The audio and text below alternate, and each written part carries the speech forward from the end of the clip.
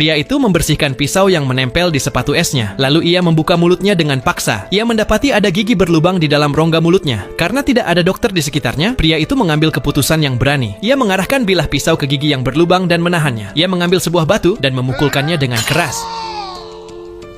Rasa sakit yang luar biasa membuatnya langsung pingsan. Saat ia terbangun, ia bersiap membuka paket dengan harapan menemukan sesuatu yang berguna. Di kotak pertama, ia menemukan banyak kaset video. Di kotak kedua, ada sebuah bola voli. Di kotak ketiga, sepasang sepatu es skating. Ia menggunakannya untuk memecahkan kelapa. Kemudian, ia menemukan gaun wanita yang panjang, merobek bagian bawahnya dan mengubahnya menjadi jaring ikan. Tapi saat tiba di paket terakhir, ia ragu dan memutuskan untuk tidak membukanya. Sebagai gantinya, ia menyimpannya sebagai simbol harapan untuk bisa pulang ke rumah. Lalu ia menangkap seekor ikan kecil dengan jaring itu. Namun bau amisnya sangat menyengat sampai ia tidak bisa memakannya. Ia mulai mencoba menyalakan api dengan menggosokkan kayu, tapi malah tanpa sengaja melukai tangannya. Dalam kemarahannya, ia menghancurkan barang-barang di sekitarnya. Setelah tenang, ia memperhatikan bekas telapak tangan di bola voli. Ia menggambari bola itu dengan wajah tersenyum dan menamainya Wilson. Ia menaruh Wilson di dekatnya dan terus mencoba menyalakan api. Mungkin karena kesepian, ia mulai berbicara dengan Wilson sambil terus berusaha menyalakan api. Akhirnya kayu mulai mengeluarkan asap. Ia membungkuk dan meniup kuat-kuat. Api pun akhirnya menyala.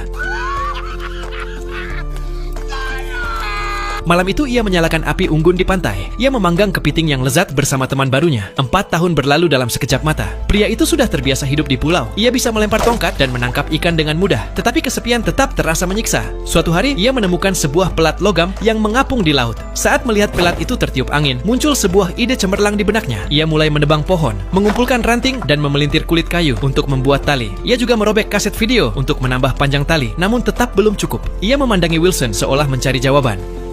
I know it is 30 feet of extra rope, but I'm not going back up there.